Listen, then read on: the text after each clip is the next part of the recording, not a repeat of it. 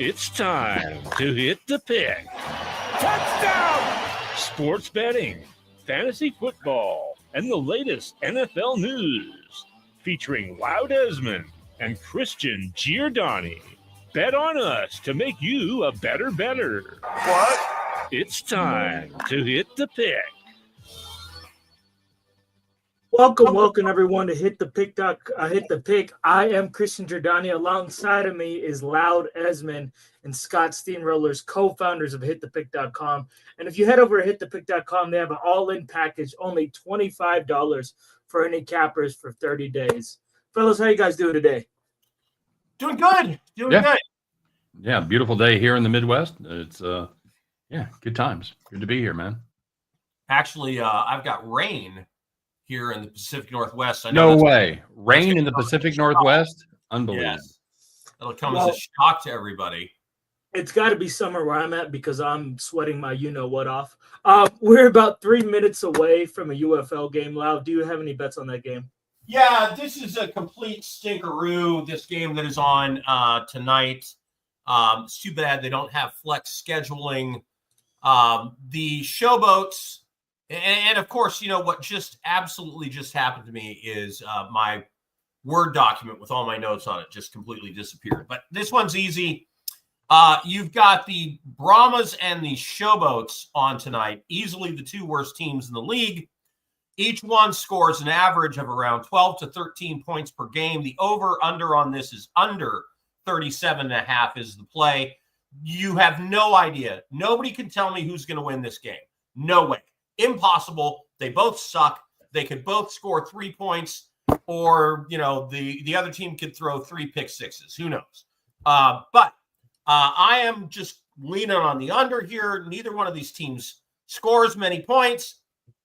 Both have terrible quarterback play. The scary thing is their defenses are terrible too. But I just don't think their offenses are going to be good enough to get over this total. So that's the safe play in this one tonight. Okay, and then tomorrow morning we have 2 games, Birmingham Stallions, St. Louis Battlehawks starting it off. And then after that, Michigan Panthers go to Houston Roughnecks. Any games on that? Yeah, okay, so let's go Roughnecks Panthers first. Panthers are my favorite to win the whole thing right now. They are minus 6.5 against the Roughnecks. By the way, the Roughnecks handed me perhaps the worst bad beat of my life last Sunday. I picked them +7 against the Stallions. The Stallions end up going down to their 4th string quarterback, a guy who they brought in off the street who had been with the team previously but retired because he was going to be buried on the depth chart. They are down 26-3 and end up winning by 8. And the reason they won by 8 and not 1 is because they scored a touchdown with 1 minute and 26 seconds left, and they go up by 1 point. And I'm thinking, that's cool. No way that they're going to get over the 7, because even if they get the ball back, they're just going to kneel on it. They don't need to score again. Game's over. Well, the kickoff is fumbled, and they end up scoring a touchdown. So, Scott, beat that bad beat story. Oh man, that's like a week 5 NFL story for me, man. They happen. You get them both ways, brother. I had Jokic under 22.5 rebounds and assists last night. He was on 22 for about the last 8 minutes and got nothing on either side. So if you had the over in that, you would call that a bad beat. But I was on the right side of it. So yeah, I don't know. And so UFL too, buddy. I think the Houston Roughnecks are just going to be completely demoralized. They're taking on the Panthers. The Panthers are minus 6.5. I like the Panthers in that game on Saturday. And then the other game. Wait. I'm on the other side of that game. This is a Michigan team that hasn't been great against the number. They're 3-4 against the spread. They've been 6.5 point favorites or more 3 times this season. They've covered twice. Guess who they were against? Do you know who they covered against? Same team each time. You know who it was? No. No, it was the Showboats. It was the Showboats, which we've already established. Terrible team. I like this Roughnecks team at home. I think they might have something for them. I'll take the 6.5. I'll fade you. We'll make All some. right. Okay. We'll make some entertainment here. Stallions and Battlehawks, the other game on Saturday. That one, I'm on the over there.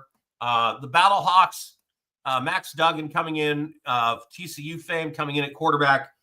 By the way, the best prop bet in the UFL is Max Duggan over whatever his rushing total is, because he's crushed it in the past 3 games. It was like 30 yards in one game and he got 90. It was like 24.5 in another. He got 70. And by the way, him for an anytime touchdown, he scored a touchdown on the ground in every game he's played. So, yeah, love that. The Stallions can score. They get their first string quarterback back, Alex Magoo, who was started the season, went out after the second game. So they get some quality quarterback play back. I like the Stallions and the Battlehawks to go over 39.5 on Saturday. I like the Battlehawks at home there. I think it's a good team. They've been good against the number. They've been a good team for bettors. They're 5-2 against the spread. They've been in a 1.5 point or more favorite 5 times this season. They're 4-1. And Birmingham, not a great team, especially on the road. They're 3-4 against the number overall. We've talked about it before. The Battlehawks are one of the teams that actually does put some butts in the seats. They are crazy there. Oh, they fill that stadium. So yeah, I'll go with you. I think it's going to be a big game for the Battlehawks, and Max Duggan may sneak a touchdown in for you. That's fine, but I think they win, and yeah, I'll go with you on the over too. Okay. Sunday, Christian, what's the game that's left? Renegades Defenders. Yep, Renegades Defenders. Okay, so I think the spread in that one. I've got 2.5. I got 2.5 as well. Yeah, open 3.5 has gone down to 2.5. Yeah, I'm not going to pick a side in that one. I didn't in my analysis. I'm not going to now. It's a fairly high number. It's 42.5. These are 2 of the highest scoring teams in the league. The Defenders average 23 points a game, and they give up around 23 points a game. They're one of the worst. The only defense worse than the Defenders in terms of giving up points is the Brahmas, who are dead last. The Defenders, who are supposed to be this great defense, the problem is for the Defenders, they give up a ton of big plays because they're blitz crazy. So every now and then a screen pass goes for an 85-yard touchdown, or, a bomb over the middle, or a simple, 5-yard out goes for a touchdown because there's nobody there. And so I think you're going to have some big plays in that game. Both of those teams can score. It's a high number at 42.5, but I'm on the over. I was going to ask you about that. Can you tell me why this defense has gone to crap? Because they were elite last season, and they lost big things from their DC. Yeah, they lost 6 of their best players to other leagues. Their defense only returned like 3 starters. To other leagues? Yeah. What other Canadian league? Football League. Some guys are on practice squads in the NFL. Okay. I think one is actually a starter at linebacker. It was a linebacker on the Defenders who was, I believe, the MVP, the defensive MVP last year. And he's in the league. I got you. Well, that makes sense because, like you said, that unit was head and shoulders above everybody else, so it makes sense they get poached. I didn't know the CFL was a step up. I honestly didn't know the pecking order. It pays more. Does it? Okay, cool. It pays more. I gotta be honest with you, and maybe you can talk me out of this. When I saw this game, I thought that number was a misprint. I thought 2.5 was way too low in this game. These teams met once earlier in the season, as you're probably well aware. They had a high-scoring shootout. And the Defenders won by 4, and that was on the road. Tamu had a huge game that he threw for 308, 3 touchdowns. Can you talk me out of laying 2.5 with the Defenders? That seems like the lock of the week to me. Yeah, I'm not going to talk you out of it. I think the lock of the week is the over in the Stallions. Max Duggan plays for the Battlehawks. Yeah. The Stallions Battlehawks, I think, is for me the lock of the week, over 39.5 in that game. I think that game could approach 60. I'm seeing 28-30, 35-27 in that game, all over it. And so I with Magoo coming back, he was supposed to be the starter, started the first 2 games. Then they went through quarterback hell. And the Stallions have led the league in scoring the past 3 seasons. And all of a sudden, once Magoo went out, it all went to where. And it's because lousy quarterback play. In fact, that's what plagues this league. Yeah. The lousy quarterback play. Well, when you think about it, the top 100 quarterbacks in the nation are on an NFL roster. And of course, this time of year, it's more than that. But during the regular season, you've got 2 on the active, most likely 1 on the practice squad. So you've tapped that talent pool pretty good, man. You really have. So yeah, it's not a stunning development that the quarterback play is subpar in this league. Has anybody ever gone? I mean, I know when the USFL folded back in the 80s, they had some star power. You had Jim Kelly and whatnot that went to the NFL. But has anybody in this latest iteration, has any quarterback ever gone from the UFL roster to an NFL roster? I know Tamu went the other way because he was on the Chiefs practice squad for 3 years. Alex Magoo, the quarterback who's going to come back and start for the Stallions, was on the Packers last year. Okay. After being the quarterback of the Stallions and winning the MVP in 2023, he was on the Packers active roster last year. So he was the number 2 guy? Number 3. Okay. So he was active. He just didn't suit on game days. I got you. Right. Okay. And so he's gone there. Mostly in the UFL, you've seen defensive players go. Right. Well, what's Magoo's backstory? Where'd he come from? Because I've never heard of it. I don't know. It's just off the top of my head. I couldn't tell you. I'd have to look it up. That's right. But he's one guy that I know for sure, but one of the only ones. A lot of if you're a good defensive player in the UFL, you get poached. Right. The offensive players, not so much. There is a guy playing running back for Toa Toa is his name. And I think he had a cup of coffee in the NFL. He's a poor man's beast mode. He's good. I know that. I know that name. Was that a Boise State guy? Where the hell did he come from? I know that name. Yeah. Again, I'd have to look up his backstory, his origin story. But he's a poor man's beast mode. I really like him. I think somebody ought to pick him up. But it's not like I'm an NFL talent scout. So fair. All right, there's the UFL stuff out of the way. Christian, where do you want to go next? Well, it's playoff season. We got NHL playoffs. We got NBA playoffs. Scott, you got any good picks going into the NBA playoffs? Well, I've got New York tonight. And I really went back and forth on this game. But I think, it's desperation for Boston, but I also think it's desperation for New York, too, because this is a team that doesn't want to be up 3-1 and go back and have to play a Game 7 in Boston. So I think this is a squad that's going to be a lot better than they were the other night. You had a lot of one-off things happen there that aren't likely to repeat, including Luke Cornett having 7 blocks. You all right? What's up? Pick six for a touchdown for the Showboats. Even worse. They're even worse than you thought they were going to be. Speaking of bad quarterback play, that's all right. That's all right, buddy. I've got under 37.5. And so it was going perfectly. It was almost halfway through the first quarter. Okay. Nobody could move the ball. They both looked like a monkey trying to screw a coconut and on offense. And then this guy throws a pick 6. And it's like, really? Hopefully that's the only score of the game. All right. Kristen, you got Yeah, Scott. Do you got anything cooking on the NBA game tonight? Who are you looking at? Yeah, I totally agree with you with the Knicks going into winning at home today because, yes, a lot of things happened that should not have happened in Game 5, and I don't think they would compete that today. With Jason Tatum out, Jaylen Brown has to have another phenomenal performance like he did in Game 5. Like you said, someone like Luke Cornett has to step up, whether that's Peyton Pritchard, Derek White, or, Drew Holiday. And I don't see any of those guys stepping up at an all-star level, how Brunson and Cat and everyone else in that New York team has been doing this last playoff season. Yeah, and it's kind of a shame that Porzingis got sick at a really bad time. Because he didn't even start tonight. I've got it on here and the game's underway.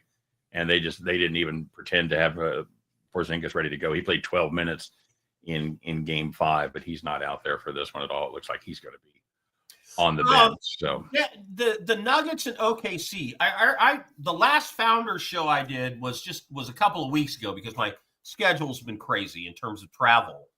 I was in California one week, and then I was in Washington D.C. this last week. So I didn't make either the Founders show, but the one that we did before that, as we were going into these playoffs, everybody was talking about. Well, I can't say everybody. My impression was, a lot of people really liked OKC going into these against Denver, and Denver is giving them a hell of a fight.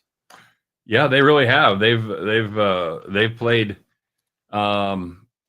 6 games, and Denver's covered 5 of them. The only one was that blowout there in Game 2 at OKC, but Denver has beat the number. They've won twice as outright dogs. 3 times as outright dogs.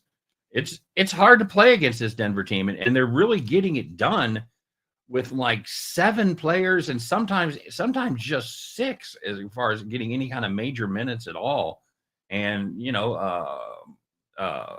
Michael Porter is still injured. He's still got that bad shoulder. He can't lift his arm like above shoulder high, but somehow that Denver team is getting it done. We're catching 7 in this one, right? 7.5 now it's up to. Yep, so 8.5 in the open market. Yeah, I can't pass that up. There's just no way. This is, and I'm probably one of those people that was really on the OKC bandwagon, man. They had just absolutely run roughshod through the NBA season.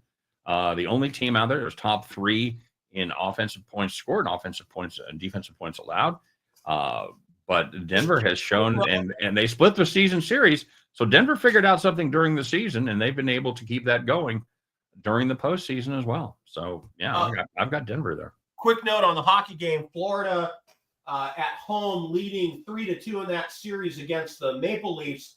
Florida on a power play, 14 minutes to go in the first period. Score is 0-0. I was on the Panthers in this game on the puck line. I don't want anything to do with, plus 1.5 or minus 1.5 in any of these hockey games. When it gets to the playoffs in the second round and beyond, it's so close, these teams, that it was a big price. I took the Panthers minus 170 just to win tonight. And are you anti-puck line because of pulling the goalie there at the end? That's a big part of it, but also these teams are pretty even, but when you get past the first round of in the first round of the playoffs, you can get blowouts, right? Right. 8 seed, 1 seed, 6 seed, 2, 7, teams that are going to get crushed. And we had a few short series and a bunch of blowouts in that first round, but you get into the second round and beyond, these teams are all very, very good and very, very solid. And so trying to get, minus 1.5, where you've got to win by 2 goals or more, with the uncertainty of, even if they're up 2 goals, do they pull their goalie late and then beat you with a cheap goal at the end of the game and you lose your 1.5? Yeah, and the thing about pulling the goalie, it can work against you both ways. It can work against you too. Yeah. Yeah, that's what I'm saying. That's what I'm saying. You can have a team that you've got plus 1.5 and you're down 1. Oh, here now we're going to pull the goalie with 3 minutes left, and there's an empty netter. But it can work the other way too, because the team has the automatic power play when they pull the goalie, obviously. So they've got a 6-5 advantage. Well, and you've seen you're multiple trying to split up games. that 2-goal lead. Yeah. You've seen multiple games in this postseason where goals have been scored in the last 10 seconds. Yeah. And completely changed the outcome. Yeah, that's for the bettors. It gets a little wacky. And yeah, to your point, there's no seed lower than a 3 that's still participating. You've got the Panthers at a 3, the Oilers at 3, everybody else is a 1 or a 2. So you do really get the cream of the crop in the semifinals for sure. And then it starts to get really hard to start playing minus 1.5 goals. And the value on plus 1.5, you're going to be like minus 260. Right. and then you've got it, and then bang, a goal gets scored late. It's like, oh, well, that's over. Yeah, hockey gets very tough in the playoffs. Well, it gets pricey. And it started early in MLB. We had a game today that was minus 400. We had another one that was minus 320. Like, there's nothing you can do with that. No. You can lay 2.5 for minus 130 or minus 140 if you want to do that, but that gets sketchy. There's a lot of difference between winning and winning by 3, even in the majors. So I feel your pain. Yep, NFL. So I'm going to do multiple teams for some way too early over under numbers every week, and then I'm going to do it again post preseason. So I'm going to do it now before preseason, then after preseason I'll do every team again and reseed them if I have to. But I started with the 4 worst teams last year in the NFL. The Browns went 3-14, the Titans went 3-14, the Raiders went 4-13, the Patriots went 4-13. What team would you say, Scott, is the most improved? What's my choice? Browns, Raiders. Titans, Raiders, Patriots. Well,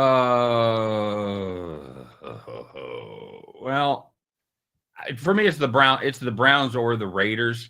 The Browns needed a quarterback, and they brought in 17 of them. So we'll see what happens with that. I think they're going to have to expand that meeting room there for the quarterback room. The Raiders brought in a new coach, new attitude. Unfortunately, the new coach is 112 years old, so that could be a problem. I'll say Browns. What do you got? Patriots, hands down. Okay. Mike Vrabel coming in and bringing that. He brought a bunch of great coaches with him. That is one of the. I love his staff, and Mike Vrabel never had a quarterback as good as the quarterback he has in New England. And they massively upgraded the defense through the draft and free agency. Mike Vrabel can coach freaking defense. The Titans were always great on defense, and all they had was one weapon. Name me somebody outside of Derrick Henry that ever made a lasting offensive impact for the Titans. You're not a Tannehill fan? You're not a Tannehill guy? Not a Marcus Mariota guy? Yeah. No, if they had only had Derek Carr in his prime, they would have been so much better. Marcus Mariota completed the pass to himself to beat the Chiefs in the playoff game.